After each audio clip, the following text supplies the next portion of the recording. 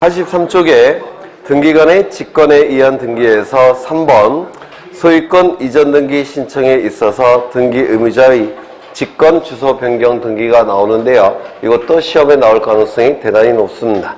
그래서 잘 이해를 해 두셔야 될 겁니다. 여기 이러한 부동산이 있고 소유자는 갑입니다. 갑이 을과 매매 계약을 체결합니다. 소유권 이전 등기까지 이루어지게 되면 갑이 가진 소유권은 을의 소유권으로 변동이 될 겁니다.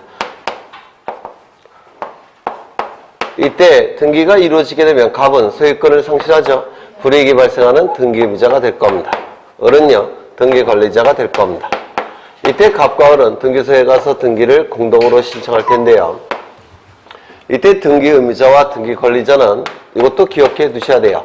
주소를 증명하는 정보를 첨부해야 됩니다. 그리고 요 을도 주소를 증명하는 정보를 첨부해야 돼요. 이거 좀 외워두십니다. 소유권 이전 등기를 신청할 때는 등기 의무자와 등기 관리자는 주소를 증명하는 정보를 첨부해야 됩니다. 이거 좀 외워두셔야 돼요. 나중에 하겠지만, 네. 그러면 이 갑과 을이 등기를 신청할 때 등기 신청 정보가 제출되겠죠. 등기 신청 정보가 제공이 될 겁니다. 등기소에. 그러면 이 신청 정보의 내용을 보고서 등기부에 기록을 할 겁니다. 이걸 등기를 실행한다라고 말씀을 드렸습니다. 그런데 이 갑이 저 부동산을 취득할 때는 A로부터 취득했는데요. A로부터 이 부동산을 취득할 때는 이 갑이 서울에 살고 있었습니다. 즉 주소지가 서울이에요. 주소지가. 그렇다면 여기 등기부에 1번 소유권 보전 A에서 2번 소유권 이전 갑이 되겠죠. 그리고 주소지가 어디가 되겠습니까? 네? 서울이 되겠죠. 서울이 될 겁니다. 그런데 이 갑이 을과 매매계약을 체결하고 등기를 신청할 때는 어디로 이사를 왔느냐면 평택으로 이사를 왔다는 겁니다. 그렇다면 여기에 등기 의무자를 쓰는 칸이 있을 텐데 이 등기 의무자의 주소지는 어디로 기록이 되어 있겠습니까? 평택으로 기록이 되어 있을 겁니다. 그러면 등기 기록에 기록된 내용과 신청 정보에 기록된 내용이 어떻습니까? 다릅니다. 이때는 원칙이 29조 부동산 등기법 제29조 제7호에 의해서 각하됨이 원칙입니다. 각하됨이 원칙이에요. 여기까지 이해가 되셨습니까?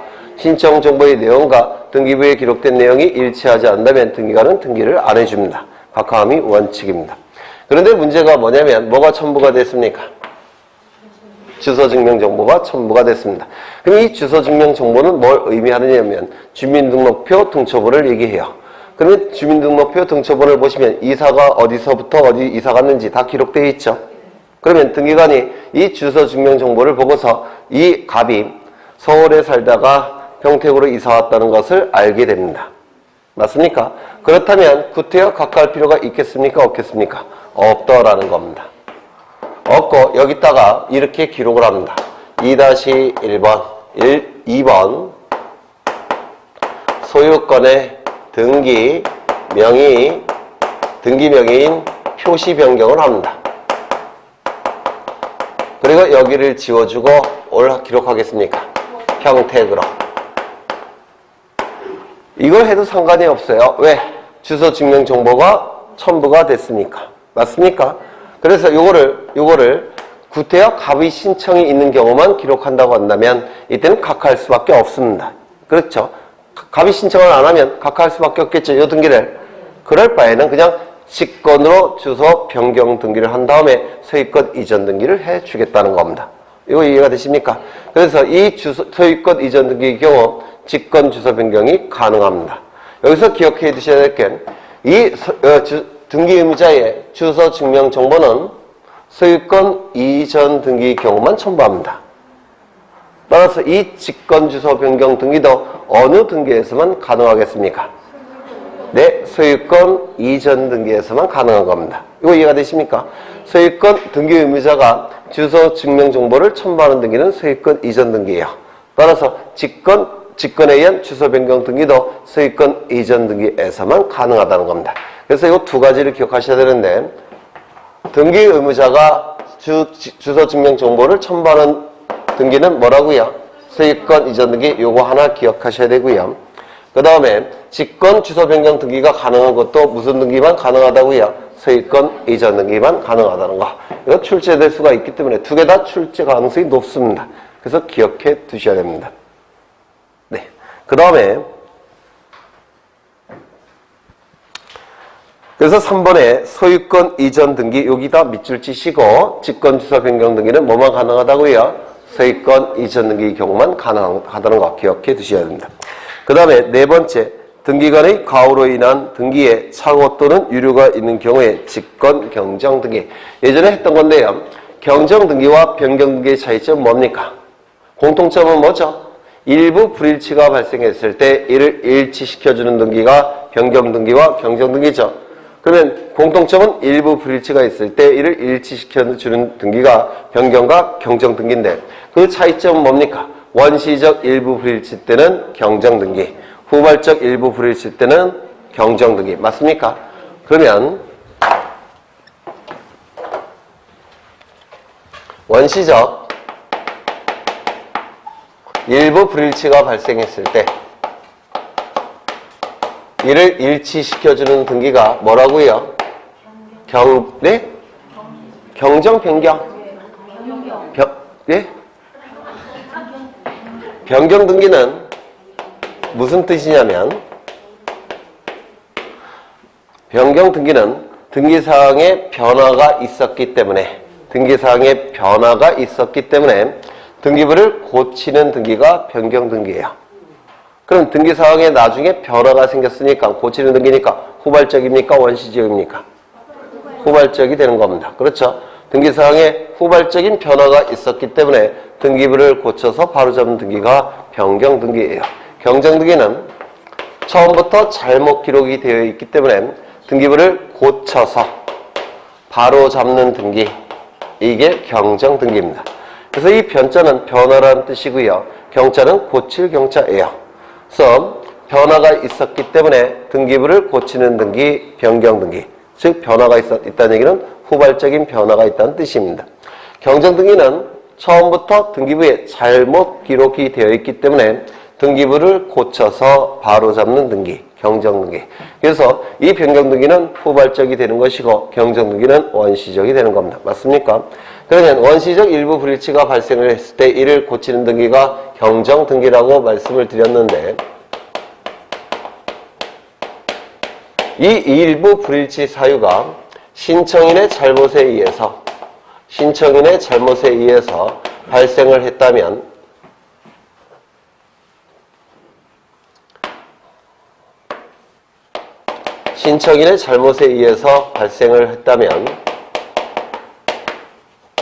이 경정 등기도 신청에 의해서 이루어지는 겁니다.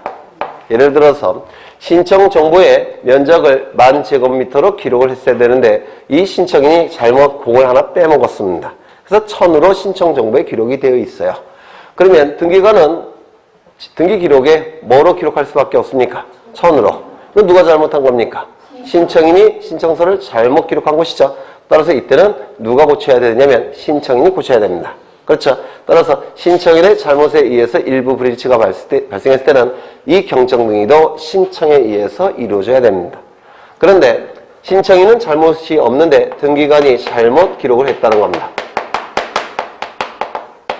신청인이 신청 정보에 10,000제곱미터로 기록을 했어요. 신청 정보에. 그런데 등기관이 오전에 와이프랑 대판 싸우고 출근을 하는 바람에 머리가 멍한 상태야. 그래서 신청 정보에 10,000이라고 되어 있는데 등기부에 옮겨 적을 때 깜빡하고 1,000이라고 기록을 했다는 겁니다. 누가 잘못한 겁니까? 등기관이 잘못한 것이죠. 이때는 가장 이해관계가 많은 자는 누굽니까? 신청인입니까? 등기관입니까? 신청이죠. 이해관계가 가장 많은 자는 신청이니까 신청에 의해서 경정 등기도 이루어질 수가 있고 등기관이 잘못한 거니까 직권에 의해서도 이루어질 수 있다는 겁니다. 이때 직권 경정 등기가 이루어집니다. 그렇죠? 여기서 직권 경정 등기에서 출제되는 것 몇 가지를 암기하시라고 부탁을 드렸는데, 첫 번째, 등기관이 직권으로 경정 등기를 할 때 등기상 이해관계인이 있는 경우가 있습니다. 그러면 등기상 이해관계인이 있다면 그 자에 뭐가 필요합니까? 승낙이 필요할 겁니다. 그렇죠? 그래서 직권 경정 등기가 이루어질 때 등기상 이해관계인이 있을 때는 그의 승낙서가 있어야지만 직권 경정 등기가 가능합니다. 맞습니까? 네, 두 번째. 직권으로 경정 등기한 다음에 이제 상급자한테 가서 심할서 써야 되겠죠? 그렇겠죠? 따라서 지방법원장에게 보고를 해야 되는데 사후 보고합니다. 사전 보고가 아니라 사후 보고를 합니다. 일단은 고쳐놓고 봐야 되겠죠? 그래서 일단은 고쳐놓고 지방법원장에게 잘못했다라고 가서 보고를 해야 된다는 겁니다. 먹고 살기 힘들죠? 네, 세 번째. 등기 의무자, 등기 권리자가 있겠죠? 등기 의무자, 등기 권리자가 있을 텐데 이 등기 권리자, 등기 의무자에게 사후에 통지도 해야 됩니다. 내가 잘못해서 기록했는데 고쳤다라고 통지를 해야 됩니다. 그렇겠죠? 등기 의무자, 등기 권리자가 없는 경우는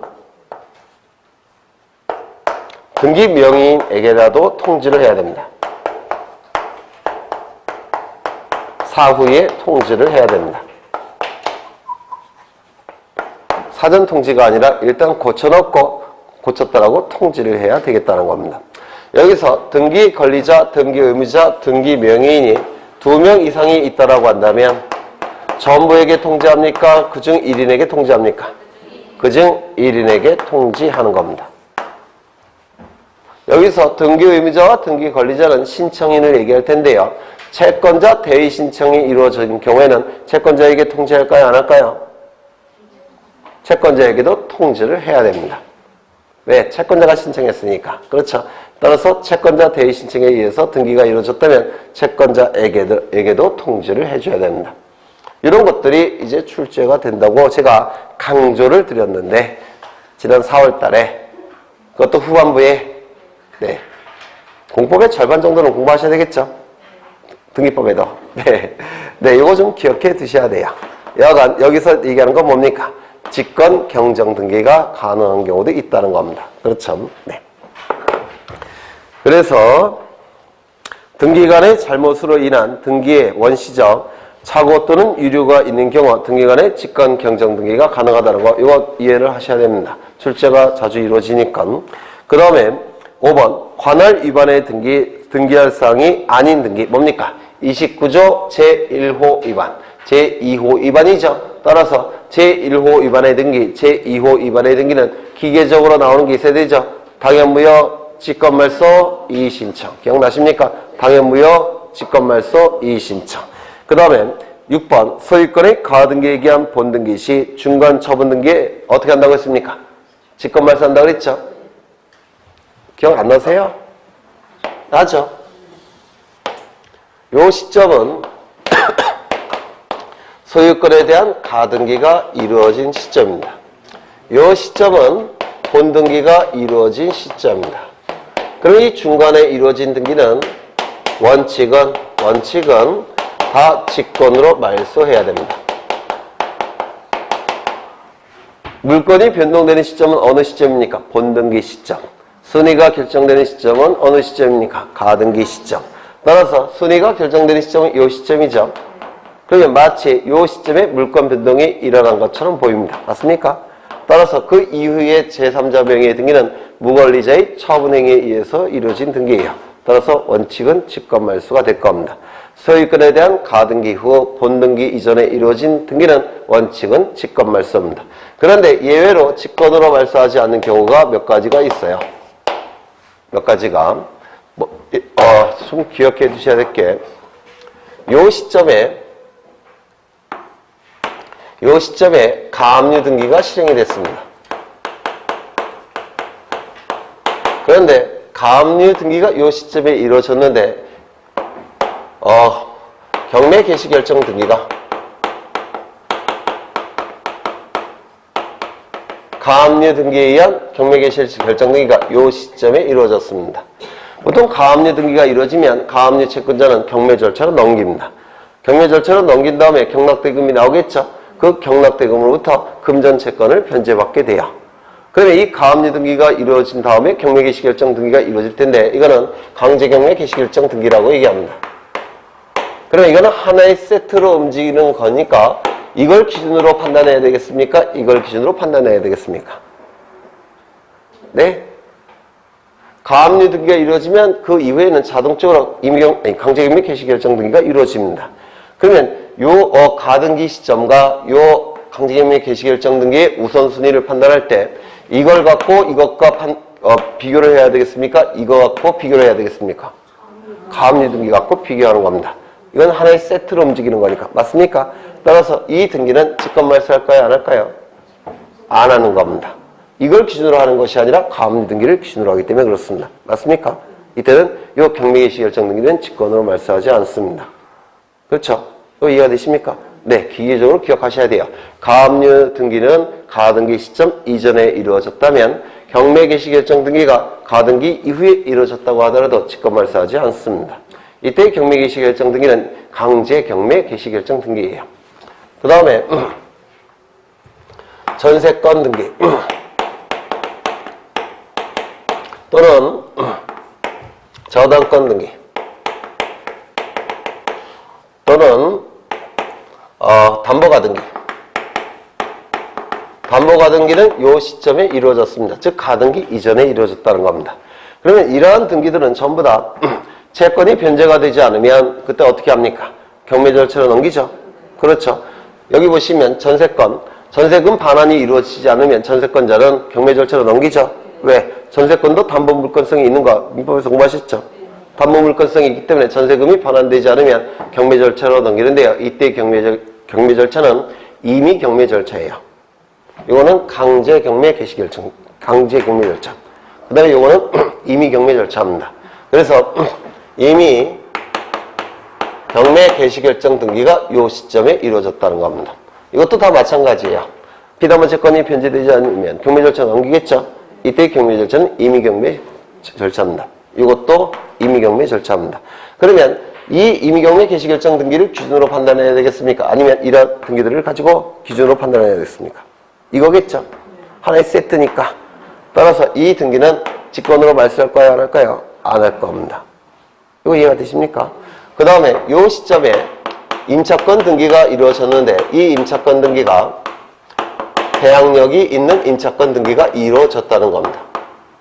그러면 이 대항력이라는 것은 다른 자에게 대항할 수 있다는 거 아닙니까? 따라서 이때는 직권 말소할까요? 안 할까요? 안 할 겁니다. 그렇겠죠?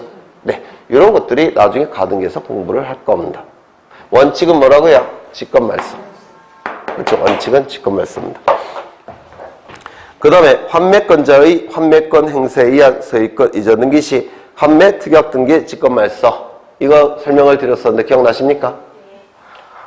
요약집을 한번 보죠. 서브노트 한번 갖고 오셨죠? 네. 서브노트에 환매 등기 찾아가겠습니다.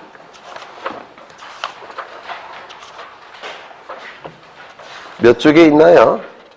환매 등기.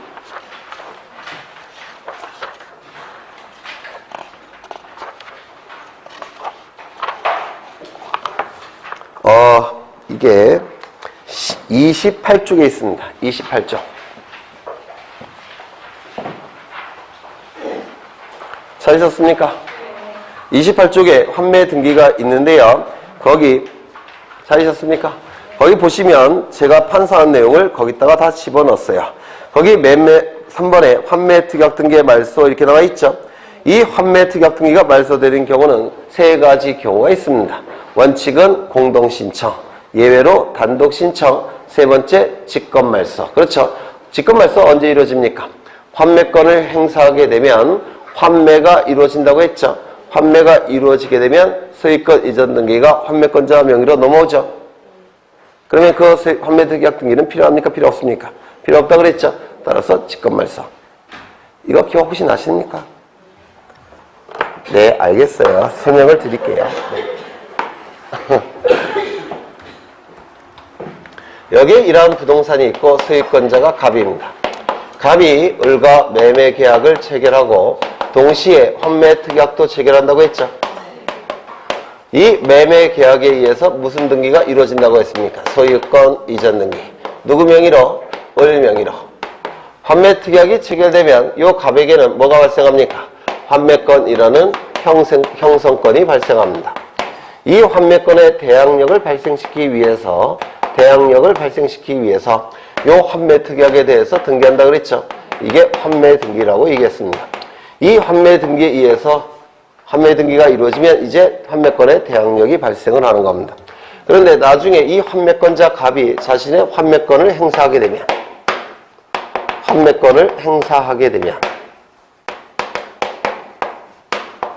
환매가 성립이 된 겁니다.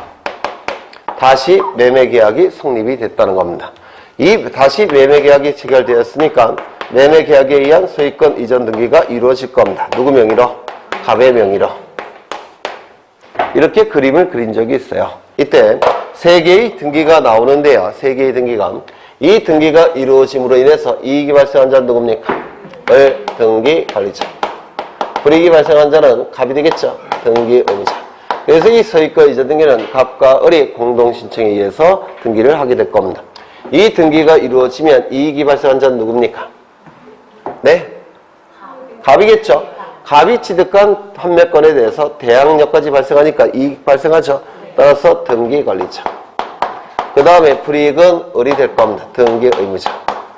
소유권 이전 등기가 이루어짐으로 인해서 이익이 발생한 자는 누굽니까? 갑. 소유권을 취득하죠. 등기 관리자. 그 다음에 불이익이 발생한 자는 등기 의무자가 될 겁니다. 그렇겠죠? 이때 요 환매 등기가 말소되는 경우가 있습니다. 말소의 원칙은 이 등기가 말소됨으로 인해서 이익이 발생한 자는 누굽니까? 네? 환매 등기가 말소가 되면 이익이 발생한 자는 누구예요? 을이겠죠? 등기 관리자.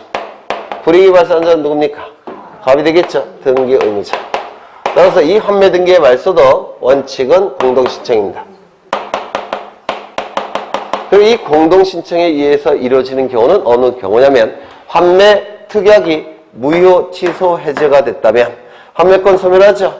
또 환매 등기 필요 없죠? 따라서 공동신청에 의해서 말소가 될 겁니다. 거기 프린트에 다 있어요. 환매 특약이 무효, 취소, 해제가 된 경우. 두 번째, 갑이 환매권을 포기했다면 환매 등기 필요 없겠죠? 따라서 이때도 공동신청에 의해서 말소가 될 겁니다. 세 번째, 환매 기간이 경과가 됐다면 더 이상 갑은 환매권 행사할 수 없겠죠? 네, 그때는 바로 공동신청에 의해서 말소가 됩니다. 외우셔야 돼요. 환매 특약이 무효, 취소, 해제가 된 경우, 환매 기간이 경과가 된 경우, 환매권을 포기한 경우, 그렇죠? 그때는 공동신청에 의해서 말소가 됩니다. 두 번째, 단독 신청에 의해서 말소가 되는 경우가 있어요. 어느 경우냐면 을이 소유권을 갑에게 넘깁니다. 그러면 갑은 소유권도 가지게 되고 환매권도 가지게 되죠. 그래서 뭐가 발생합니까? 혼동. 혼동은 아까 뭐라 그랬죠? 단독 신청. 그렇죠. 혼동에 의한 경우는 단독 신청이 될 겁니다. 세 번째, 이게 요즘 가장 시험에 잘 나오는 건데요.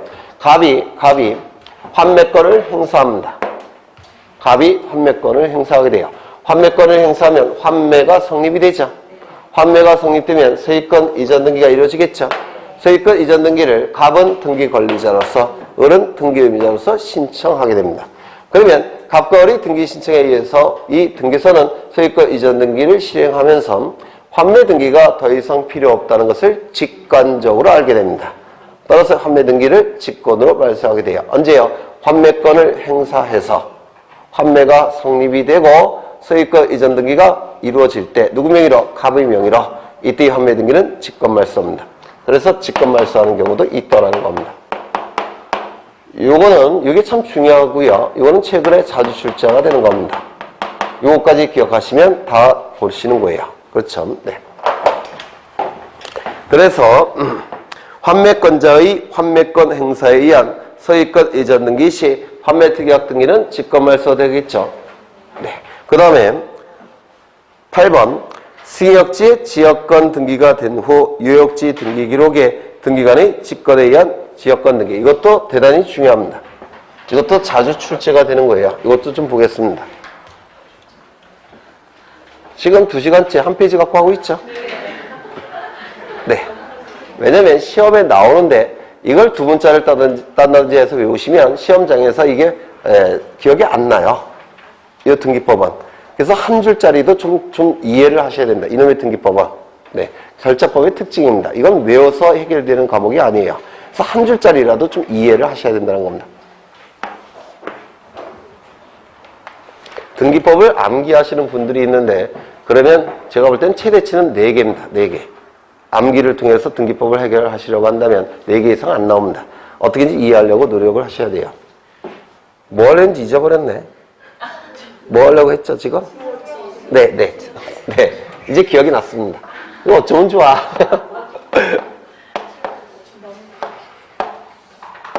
여기 두필지 토지가 있고요. 여기 100번지 토지고 101번지 토지입니다. 갑이 소유하는 토지고 을이 소유하는 토지입니다. 갑이 을에게 지역권을 설정해 줍니다. 통행 지역권을 설정해 줍니다. 그러면 이 토지의 통행로가 열리겠죠? 이게 통행 지역권이에요. 통행 지역권. 그러면 이 통행 지역권 등기가 이루어짐으로 인해서 이익이 발생한 자는 누굽니까? 을. 을이 이익이 발생하겠죠? 뭐가 됩니까? 등기 권리자. 불이익이 발생한 자는 누굽니까? 갑 등기 의무자. 그래서 갑과 을은 지역권 등기를 등기소에 가서 공동으로 신청하게 될 겁니다. 맞습니까? 이때 이 100번지 토지와 101번지 토지는 별개의 토지니까 등기부가 따로 있겠죠? 표제부, 갑구, 을구. 표제부, 갑구, 을구. 이렇게 등기부가 따로 있을 겁니다. 그러면 갑과 을이 신청에 의한 지역권 설정 등기는 어느 등기부에 기록을 해야 될까요? 이건 승역지라고 얘기하죠. 이거는 뭐라고 부릅니까? 요역지라고 얘기하죠. 그러면 승역지 등기 기록에 기록해야 될까요? 요역지 등기 기록에 기록해야 될까요? 지역권 등기. 여기 기록해야 되겠죠. 제한을 받는 토지 등기부에 기록하는 겁니다. 제한을 받는 토지. 따라서 지역권 등기가 실행이 될 겁니다. 그러면 여기서 이 토지는 여기서 승역지라는 얘기는 받드는 역할을 하는 토지가 승역지예요. 승자가 받들 승자입니다. 이 통행로를 제공함으로 인해서 유역지를 받드는 겁니다. 그렇죠? 그럼 받드는 역할을 하는 토지가 승역지가 되고 유역지는 일정한 역할이 요구되는 토지, 이걸 유역지라고 해요. 그러면 유역지 등기부에다가 어느 토지가 자신을 받드는지를 표시해야 될 겁니다. 맞습니까? 승역지를 표시를 하게 될 거예요. 지역권 등기가 실행이 되면 등기관은 직권으로 요역지 등기 기록에다가 어느 토지가 이 요역지를 받드는지를 표시를 해야 됩니다. 이건 직권으로 하는 겁니다. 그래서 승역지 지역권 등기는 공동신청에 의해서 이루어지게 되고 등기관이 공동신청에 의해서 지역권 등기를 실행하게 되면 등기관은 직관으로 요역지 등기 기록에 승역지가 어떤 토지인지를 표시를 해야 됩니다. 이를 요역지 지역권 등기라고 부릅니다. 요거는 신청, 요거는 직권. 그렇죠? 이것도 꼭 기억하셔야 돼요. 요역지 등기 기록에 어떤 승역지가 어느 토지인지를 승역지를 표시를 해야 되는데 이를 요역지 지역권 등기라고 얘기하고 이 요역지 지역권 등기는 등기관이 직권으로 하는 겁니다. 이것도 자주 출제가 되고 있기 때문에 기억해 두셔야 됩니다. 이런 건 나중에 문제 풀이할 때 다 나와요. 네, 출제가 되는 것들입니다. 다. 그 다음에 9번째, 가처분권자의 승소 판결에 따른 말소 등기 시 당해 가처분 등기의 직권 말소. 아까 가압류 가처분 등기는 원칙은 뭐라고 그랬죠? 촉탁에 의한 등기니까 말소도 촉탁이라고 그랬죠. 그런데 아까 가처분 등기가 이루어진 후 제3자 명의의 등기가 말소가 되고 그 다음에 가처분권자 이름으로 등기가 되게 되면 이 가압류 등기나 가처분 등기는 아까 등기관이 어떻게 말소한다고 했습니까? 직권 말소. 기억나십니까? 그건 예외적인 경우예요. 그렇죠.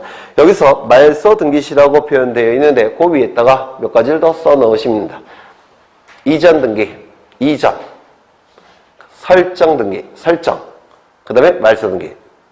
그러니까 가처분권자의 승소 판결에 따른 이전 등기, 설정 등기, 말소 등기 시 가처분 등기는 직권으로 말소함이 원칙입니다. 되셨나요? 네. 그 다음에 10번 토지 수용으로 인한 소유권 이전 등기 시 토지상의 각종 권리 등기의 직권말소. 수용 이후 수용으로 인한 이전 등기 그 중간에 이루어진 등기는 무관원죄의 처분행위로 보기 때문에 어떻게 말소한다 그랬죠? 직권말소. 기억나십니까? 이것도 29쪽을 보시죠. 29쪽. 노트 요약지 말고요. 강의 노트 29쪽을 보시면 이거 강의 노트는 항상 갖고 오셔야 돼요. 항상. 거기 보시면 제가 판서했던 내용을 그려놨죠. 보이십니까? 거기 맨 밑에 보시면 직권말소 되는 경우 소유권에 관한 등기건 소유권 이외의 등기건 직권말소하는 경우 있었죠. 네, 요걸 얘기하는 겁니다. 수용한 시점, 수용한 날, 그리고 수용으로 인한 이전 등기, 그 중간에 이루어진 등기는 무관원죄의 처분행위에 의해서 이루어졌기 때문에 등기가 직권말소된다고 했죠. 네. 그 다음에 11번. 지상권, 전세권의 말소 등기 시 그 권리를 목적으로 하는 권리의 직권말소. 이것도 자주 출제가 되니까 기억해 두셔야 될 겁니다. 여기 이러한 부동산이 있고 소유권자는 갑입니다. 갑이 을에게 전세권을 설정해 줍니다. 그러면 을은 먼저 전세권 설정 등기하겠죠. 전세권 설정 등기가 이루어지면 이 을은 전세권을 취득하게 될 겁니다. 그렇겠죠? 그런데 이 전세권은 담보로 제공할 수 있습니까? 없습니까? 있죠. 따라서 이 을은 자신이 가진 전세권에 대해서 병에게 저당권을 설정할 수가 있을 겁니다. 그러면 이 병은 을이 전세권에 대해서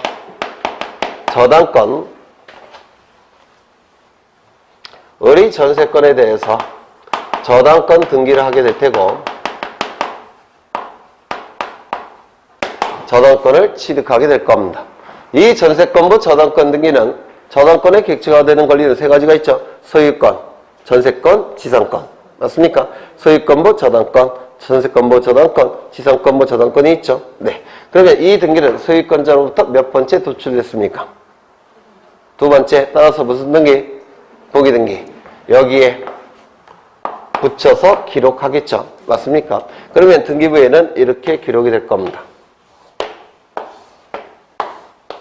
1번 전세권 설정을, 그 다음에 여기 1번 전세권에 대한 저당권 설정,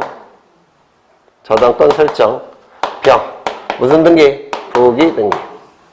이렇게 기록이 될 겁니다. 이 전세권의 존속기간이 종료가 되면 전세권 설정 등기는 말소돼야 될 겁니다. 맞습니까? 전세권 설정 등기가 말소됨으로 인해서 불이익이 발생한 자 누굽니까? 네, 등기 의무자. 이익이 발생한 자 누굽니까? 각 등기 권리자. 그러면 등기 권리자와 등기 의무자는 등기소에 가서 말소 등기를 공동으로 신청하게 될 겁니다. 그러면 이 등기가 말소가 돼버리면 여기에 붙어서 기록되어 있는 부기 등기는 존재할 수 있습니까? 없습니까? 없겠죠. 이 전세권부 저당권 등기는 존재할 수가 없습니다. 따라서 어떻게 될까요? 네? 손해가 발생하겠죠. 따라서 이러한 자를 뭐라고 부릅니까? 등기상 이해관계인 이렇게 부를 겁니다. 그럼 등기상 이해관계인이 있을 때는 이 말소 등기를 신청할 때 뭘 첨부해야 됩니까? 승낙서를 첨부한다든지 승낙을 해주지 아니할 때는 재판을 걸어서 재판소 등본을 첨부해야 되겠죠. 맞습니까? 이런 것들이 첨부가 되면 이 등기를 말소해 줄 테고 이 등기가 말소가 되면 부기 등기로 존재하는 이 등기는 더 이상 존재할 수 없겠죠. 따라서 이것도 말소가 되는데 이건 어떻게 말소가 됩니까? 네? 직권말소. 이거는 공동신청에 의해서 말소. 그렇죠. 그래서 주등기가 말소가 된다면 부기등기는 더 이상 존재가 불가능합니다. 그 사실을 등기관이 알기 때문에 이 부기등기는 직권으로 말소합니다. 주등기가 말소가 되면 부기등기는 직권말소. 맞습니까? 네. 이따가도 써먹을 거예요. 그래서 11번은 설명이 됐고요. 아직도 더 있네. 네. 12번. 등기관의 가호에 의한 말소 등기. 등기관이 가호에 의해서 등기를 직권으로 말소했다는 겁니다. 그렇다면 회복이 될 때도 어떻게 회복이 될까요? 직권 회복이 됩니다. 맞습니까? 그래서 등기가 처음에 원래의 등기 실행 방법과 말소의 방법과 말소 회복의 방법은 같다 그랬죠? 맞습니까? 원래의 등기가 촉탁이라고 한다면 말소도 촉탁, 회복도 촉탁인 겁니다. 여기 문구를 보시면 등기관의 가호에 의한 말소 등기 이렇게 되어 있는데 가호에 의해서 직권 말소를 했다는 겁니다. 그러면 회복은 어떻게 회복이 될까요? 직권 말소 회복. 맞습니까? 네. 그 다음에 13번. 구분 건물의 토지 등기 기록에 등기관의 직권에 의한 대직권 취지의 등기. 구분 건물 등기부의 표제부는 상단부, 하단부로 나눠져 있다고 그랬죠. 하단부는 뭐에 관한 내용이 기록이 됩니까? 토지에 관한 내용이 기록이 된다고 했죠. 이 토지에 관한 내용을 기록하는 등기가 뭐라고요? 대직권 등기. 대직권 등기가 이루어지게 되면 건물과 토지가 건물 등기부에 의해서 같이 공시가 된다고 했죠. 따라서 이때는 토지 등기부에 같이 공시가 되는 대직권 등기가 됐다는 표시를 해줘야 된다고 했죠. 이걸 뭐라고 얘기했습니까? 대직권 취지의 등기. 대지 사용권이 대직권이 됐다는 취지의 등기를 토지 등기부에 해야 된다고 했습니다. 기억나십니까? 이거는 어떻게 한다고요? 직권. 대직권 등기는 신청. 대직권 취지 등기는 직권. 대직권 등기는 신청인데 공독입니까? 단독입니까?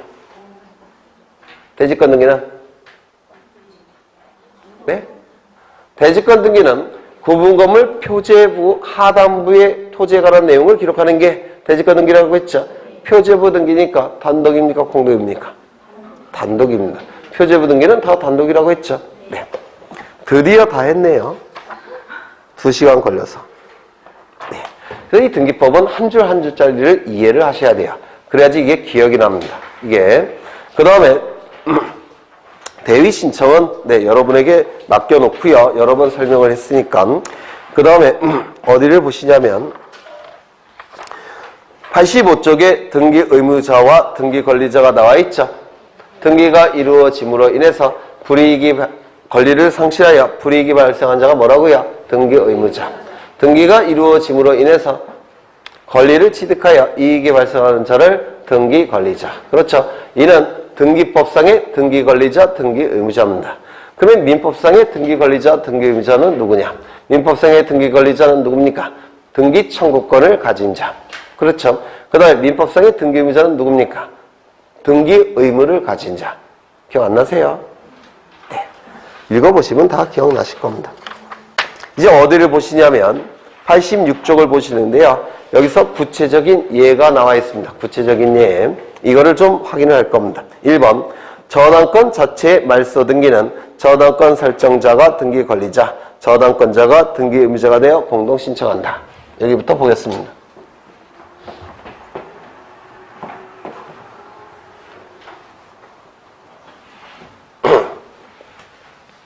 날씨가 정말 좋죠. 그래서 그 5월달, 6월달이 가장 공부하기가 힘든 시점이에요. 5월달, 6월달이.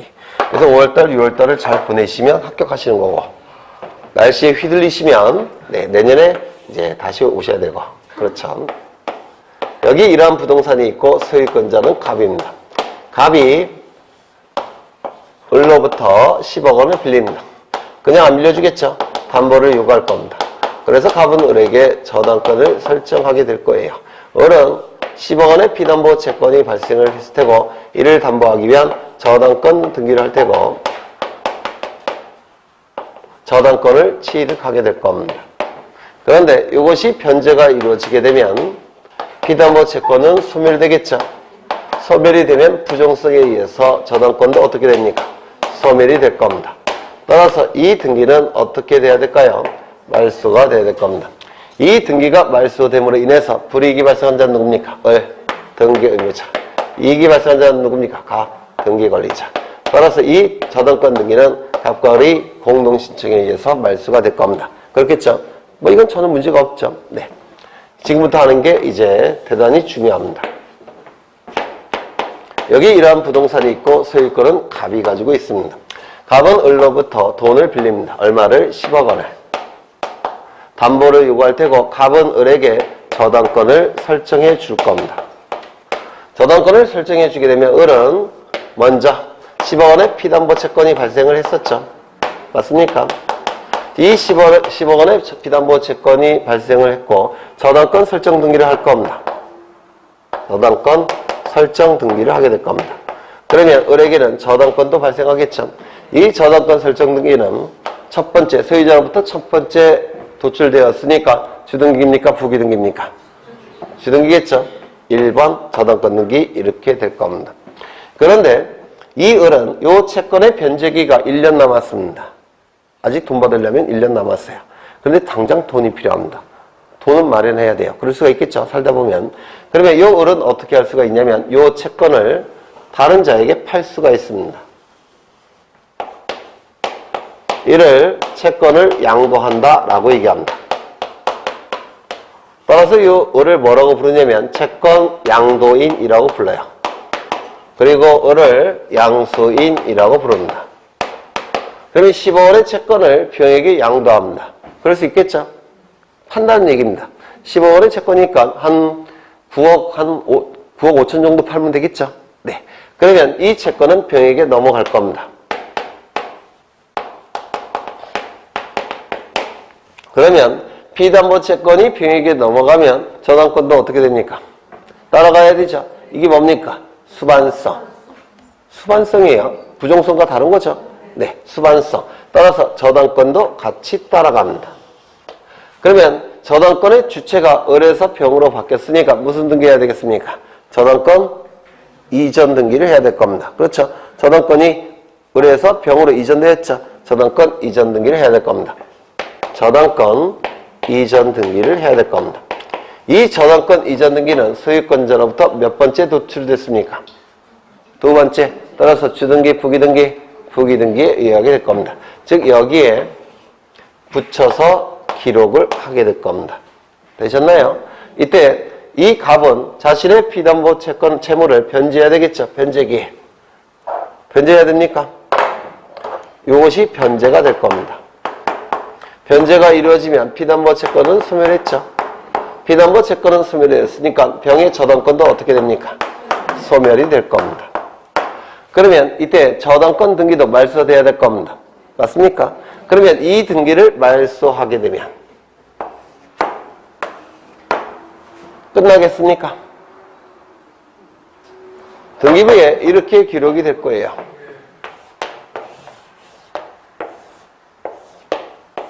1번 저당권 설정 을 10억 1-1번 1번 저당권이 이전되었다라고 공시하고 병 이렇게 기록이 될 겁니다. 맞습니까? 그런데 피담보 채권이 변제가 돼서 소멸되었기 때문에 저당권도 부정성에 의해서 소멸되니까 말소시켜야 되는데 이 등기가 말소가 되면 끝나느냐? 그러면 저당권의 등기 명의는 누구에게로 회복이 됩니까? 을에게 회복이 됩니다. 맞습니까? 그러면 갑은 병에게 변제했음에도 불구하고 등기부상으로는 을에게 또 한 번 변제해야 됩니다. 이거 이해가 되십니까? 이중에 변제 가능성이 나타납니다. 그래서 이 등기를 말소하는 것으로 끝날 수는 없어요. 그러면 어떻게 해야 되겠습니까? 이걸 말소하지 말고 이걸 말소해야 됩니다. 이게 말소가 돼버리면 부기 등기는 더 이상 존재할 수 없죠. 따라서 이거는 등기관이 직권으로 말소하는 겁니다. 따라서 이전 등기를 말소하는 게 아니라 설정 등기를 말소하는 겁니다. 설정 등기가 말소가 되면 부기 등기로 이루어진 이전 등기는 자동적으로 말소가 되는 겁니다. 이거 이해가 되십니까? 이중의 변제 가능성을 방지하겠다는 겁니다. 따라서 이 설정 등기가 말소됨으로 인해서 이익이 발생한 자는 누굽니까? 등기 관리자. 이 저당권이 소멸되게 되면 갑은 말소 등기 청구권을 가지게 되죠. 따라서 갑은 등기 관리자가 될 겁니다. 그러면 이 저당권 설정 등기가 말소됨으로 인해서 불이익이 발생한 자는 누구겠습니까? 을은 이미 다 병에게 넘기고 사라졌죠. 누구가 되겠습니까? 양도인일까요? 양수인일까요? 양수인입니다. 을명의 저당권 등기가 말소되지만 을이 등기 의무자가 아니라 병이 등기 의무자라는 겁니다. 이 등기가 말소됨으로 인해서 이 불이익이 발생한 자는 병이 되는 겁니다. 물론 보는 시각에 따라서 을이라고 볼 수도 있어요. 그게 중요한 게 대법원의 태도가 중요한 겁니다. 대법원은 얘가 등기임의자가 되는 게 아니라 병이 등기임의자가 된다고 되어 있습니다. 그래서 갑은 병에게 말소 등기를 청구해서 갑과 병이 등기소에 가서 말소 등기를 신청하는 겁니다.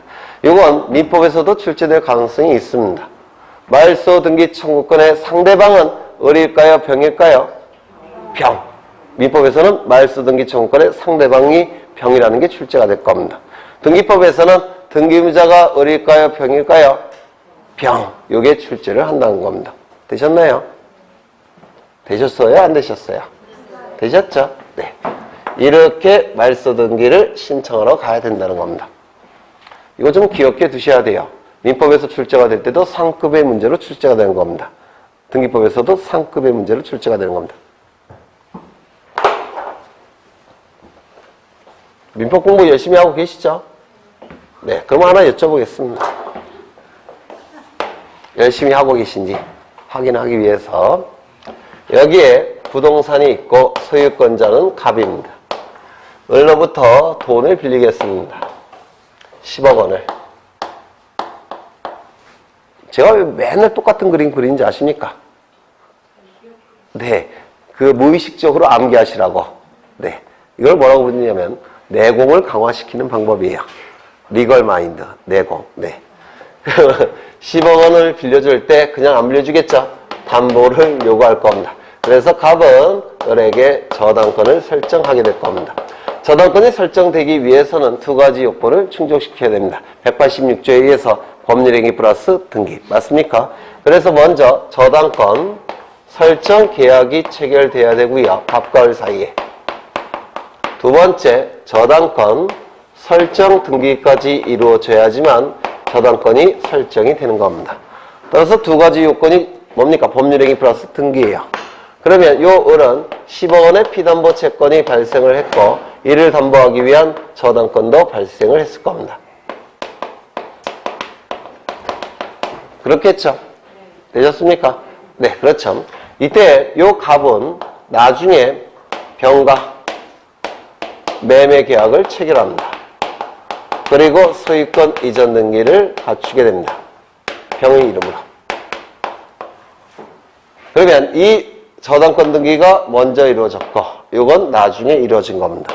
이거 되셨습니까? 그런데 이 피담보 채권이 변제가 되더라는 겁니다. 물론 갑이 변제할 수도 있고 병이 변제할 수가 있을 겁니다. 얘도 변제할 수도 있고 얘도 변제할 수 있겠죠. 만약에 이 매매대금이 15억이라고 한다면 이게 15억짜리라고 한다면 만약에 대금을 5억으로 결정하면 누가 변제하기로 합의를 한 겁니까? 병이 채무를 인수한 거니까. 그렇죠? 그런데 15억을 다 지불한다면 누가 변제하기로 합의한 겁니까? 갑이. 그렇죠? 그래서 대금에 따라서 변제자는 달라질 거예요. 여하간 이 피담보 채권이 변제가 이루어지면 이거 소멸이 될 겁니다. 소멸이 되면 이 저당권도 같이 소멸되겠죠? 이를 부정성이라고 얘기를 했습니다. 그래서 저당권도 소멸이 될 겁니다. 그러면 저당권이 소멸되었다면 등기부상 저당권 등기는 부적법하게 준지하는 겁니다. 맞습니까? 따라서 말소를 해야 될 겁니다.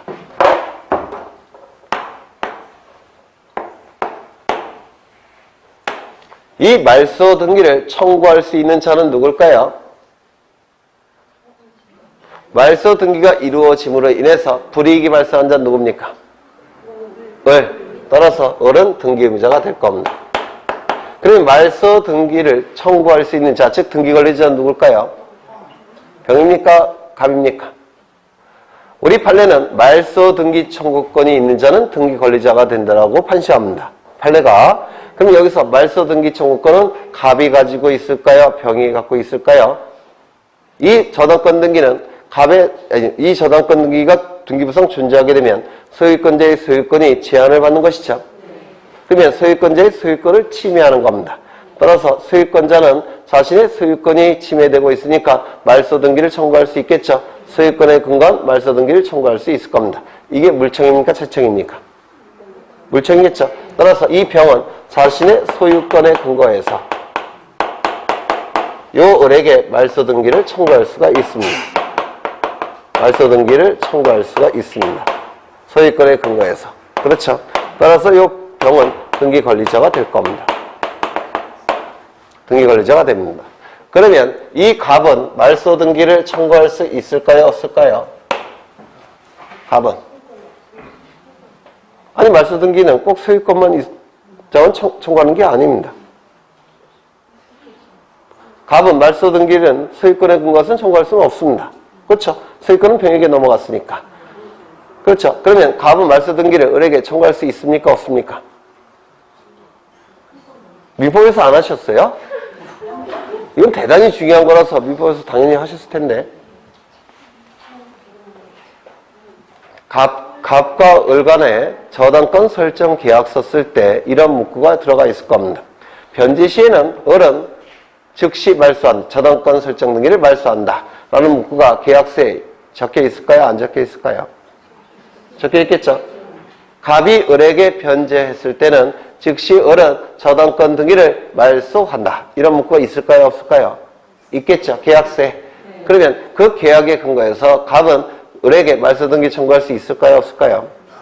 있습니다. 계약에 근거해서. 그렇죠? 그래서 요 갑은 이 설정 계약에 근거해서 요 을에게 말소 등기를 청구할 수가 있습니다. 이거 이해가 되십니까? 이거 꼭 기억하셔야 돼요. 종전의 소유자도 설정 계약에 근거한 말소 등기 청구권이 있습니다. 현재의 소유자는 소유권에 근거한 말소 등기 청구권. 종전 소유자는 설정 계약에 근거한 말소 등기 청구권.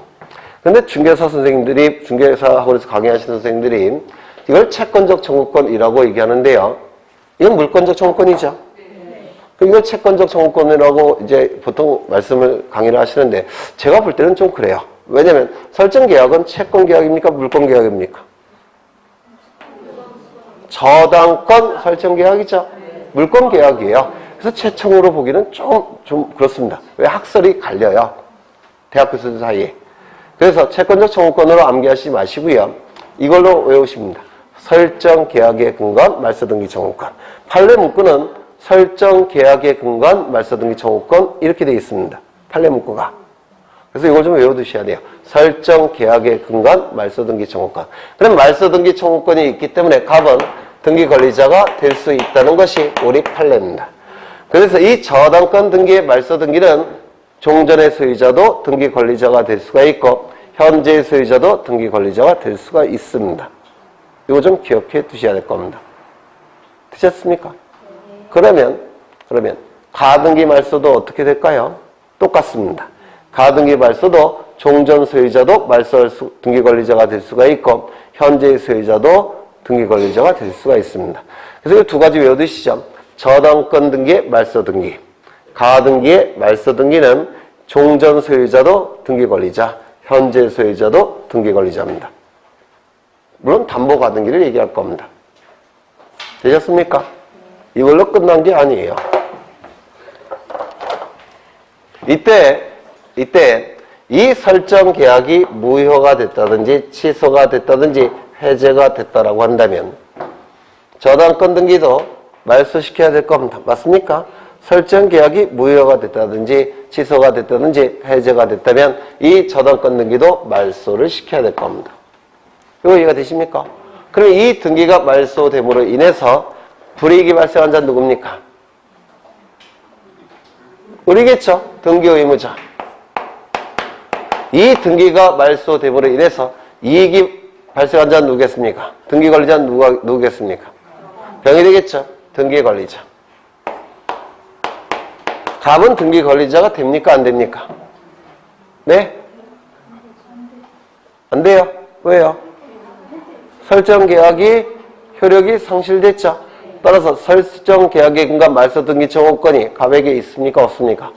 없죠. 따라서 이 갑은 더 이상 등기 권리자가 아닙니다. 그래서 이 저당권이 어떠한 형식으로 소멸이 되느냐에 따라서 이게 달라집니다. 피담보 채권이 변제가 돼서 말소가 될 때는 등기 권리자가 둘이 나타납니다. 맞습니까? 근데 설정 계약이 무효 취소 해제가 돼서 저당권이 말소가 될 때는 등기 권리자가 하나밖에 존재하지 않습니다. 아까 변제가 될 때는 설정 계약에 근거한 말소 등기 청구권이 있다고 그랬죠? 근데 이것이 무효 취소 해제가 되면 설정 계약이 실효가 됐으니까 설정 계약의 근간 말소 등기 정권은 존재할 수가 없어요. 맞습니까? 따라서 등기 거래자가 될 수가 없습니다. 이게 출제가 됐는데요. 몇 년 전에 19회 때인가 출제가 됐는데 난리가 났습니다. 이렇게. 네. 민법 지식을 확실히 알고 있어야지만 풀 수 있는 문제입니다. 그렇죠? 그래서 그때 전화를 제가 굉장히 많이 받았어요. 학생들한테 아니라 민법 선생님들한테. 네. 여하간 두 개를 좀 기억해 두십니다. 네. 이 내용이 2번, 3번에 설명이 되어 있습니다. 2번, 3번. 전부 다 출제 확률이 대단히 높습니다. 이게 여기까지 보고 쉬죠? 네, 쉬겠습니다.